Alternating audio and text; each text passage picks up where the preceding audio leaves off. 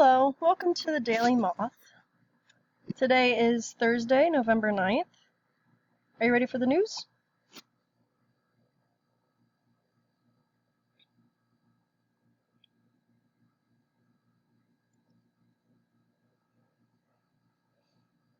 So President Trump recently said that the Chinese president is a very special man and that they got along really well. And in regards to trade, the two countries announced that the trade will be increased by $253 billion. And that was after the announcement of the $9 billion in business deals.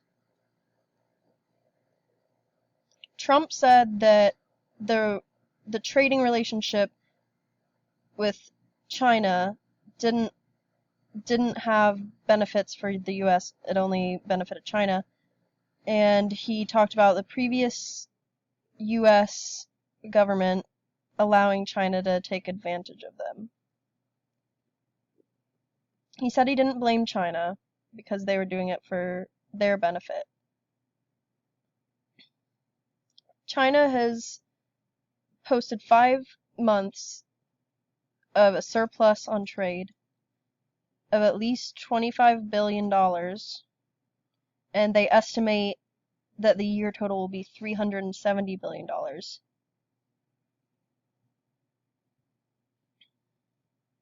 That means that Americans are buying more Chinese products than our own products. Trump said that he would make it so that the relationship between the two countries will economically benefit both.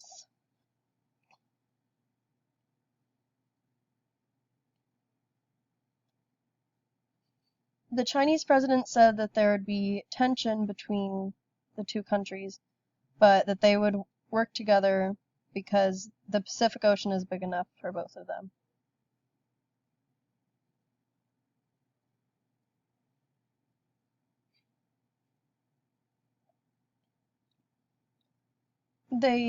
After they finished speaking, they didn't take any questions, and the White House said that China specifically asked that there were no questions. China has control over the media, and the previous US presidents have encouraged China to accept questions, but Trump didn't. So now, in regards to North Korea, Secretary of State said that Trump told the Chinese president that he was a strong man and that he could solve it. He also said that the two countries discussed timing and tactics and the amount of pressure that they should put on North Korea. So in Las Vegas, there's a new test. There's a robot bus that has no driver, and it got into an accident with a truck on its first day.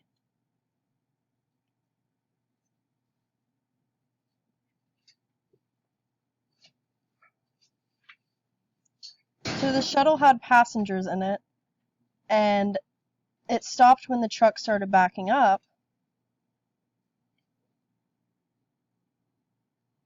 But it doesn't go in reverse.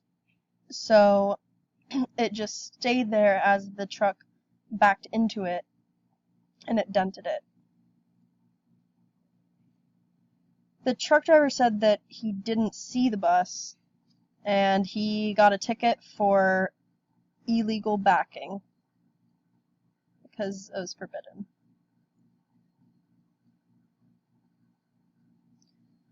An executive said that this was the first time that it happened,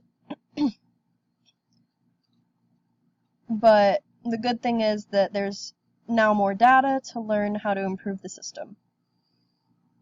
And the shuttle buses will still go around in Las Vegas in its current phase. You can ride on it for free in the Fremont East neighborhood area. The buses use GPS, cameras, and sensors in order to drive themselves. So our previous president, Obama, he was called for jury duty in Chicago, and he arrived in the courthouse yesterday, and he was just swarmed by a bunch of people who wanted him to sign things for them, and he did. And then Obama sat through the entire jury selection process, but he was dismissed. They didn't need him for the jury, and he will earn $17.20 for showing up, and he said that he would give it to Cook County.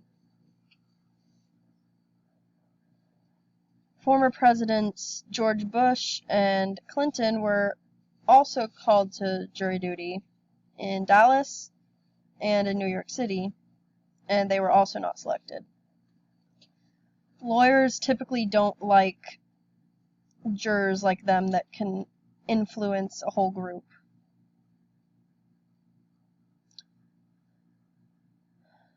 So there's more embarrassment for the TSA, for the airport security.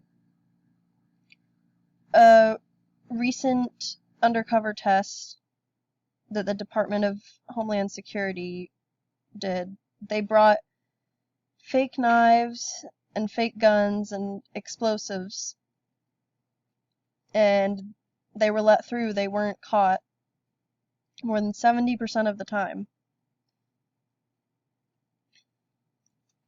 The same test was done 2 years ago, and it was 95% failure rate, so it is an improvement. But Representative Mike Rogers told the TSA Administrator David Pekoski that his agency is broken badly and needs his attention.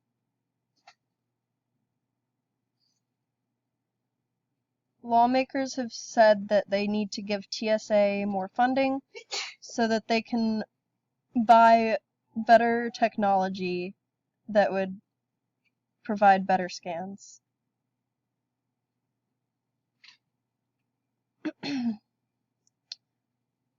Representative Bill Keating said that we have the technology and the resources, but we're paying for the border wall, so we can't give out those resources.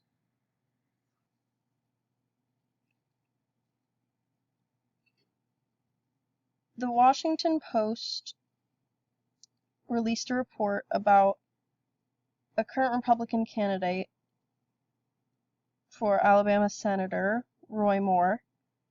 He was accused of inappropriate sexual contact with minors when he was about 30 years old. He's now 70, but a woman said in 1979, when she was 14, that Roy came up to her outside a courtroom while her mom was inside in a case and asked for her phone number, and then met later with her and started sexual contact. There was no police report at the time. Alabama's legal age of consent is 16, and it's a felony to sexually assault a child under 16.